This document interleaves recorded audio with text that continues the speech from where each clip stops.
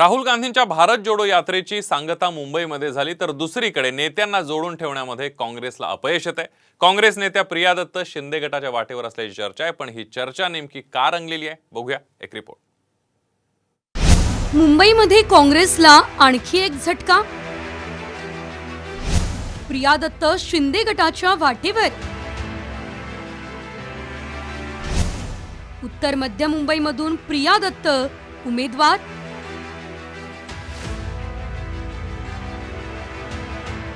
गेल्या काही दिवसांपासून काँग्रेसला एका पाठोपाठ एक जबरदस्त हादरे बसतायत। मिलिंद देवरा, बाबा सिद्दीकी, अशोक चव्हाण यांच्यानंतर आता माजी खासदार प्रिया दत्त काँग्रेसचा हात सोडून शिंदे गटात जाणार अशी चर्चा आहे।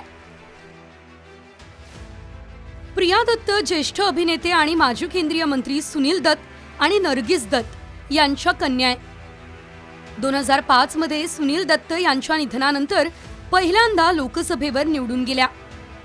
2009 मध्ये दुसऱ्यांदा लोकसभेवर विजयी झाल्या। यावेळेस त्यांनी महेश जेठमलानी यांचा पराभव केला होता। पण 2014 आणि 2019 मध्ये पूनम महाजन यांच्याकडून दोनदा पराभव त्यांना स्वीकारावा लागला। त्यानंतर त्या पक्षातही फारशा सक्रिय नव्हत्या।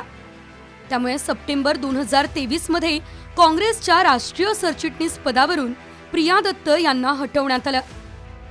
एकेकाळी उत्तर मध्य मुंबई लोकसभा मतदारसंघावर प्रिया दत्त यांची घट्ट पकड होती, पण 2014च्या मोदी लाटेत टिकाव न लागल्यानं प्रिया दत्त अडगळीत गेल्यात। शिवसेनेमध्ये वंदनीय हिंदू हृदय सम्राट शिवसेना प्रमुख स्वर्गीय बाळासाहेब ठाकरे साहेबांच्या विचारधारेच्या बरोबर जर कुणी येणार असेल आणि त्याच्यामुळे पक्षाची ताकद वाढणार असेल तर निश्चित आमचे पक्षश्रेष्ठी त्याचा निश्चितच योग्य विचार करतील। एका दुसऱ्या नेत्याच्या इकडे तिकडे जाण्याने काही फरक पडत नाही। प्रिया दत्त जाणार नाहीत। सुनील दत्तांची एक परंपरा राहिली आहे, विचाराची सेक्युलर विचाराची परंपरा राहिलेली आहे, ती सोडून त्या जातील असं मला वाटत नाही। राहुल गांधी यांच्या भारत जोडो न्याय यात्रेची सांगता मुंबईमध्ये झाली, पण काँग्रेसच्या जुन्या नेत्यांना जोडून ठेवण्यात राहुल गांधी हे अपयशी ठरले।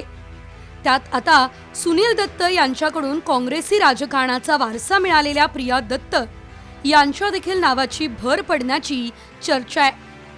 प्रिया दत्त यांनी मात्र काँग्रेस सोडण्याच्या वृत्ताचा इन्कार केलाय। पण पक्ष संघटनेनुसार बाजूला सारल्या गेलेल्या प्रिया दत्त यांच्याशी काँग्रेस पुन्हा संबंध जुळवणार का, हे पाहणं महत्त्वाचं ठरेल। ब्युरो रिपोर्ट, साम टीव्ही न्यूज, मुंबई।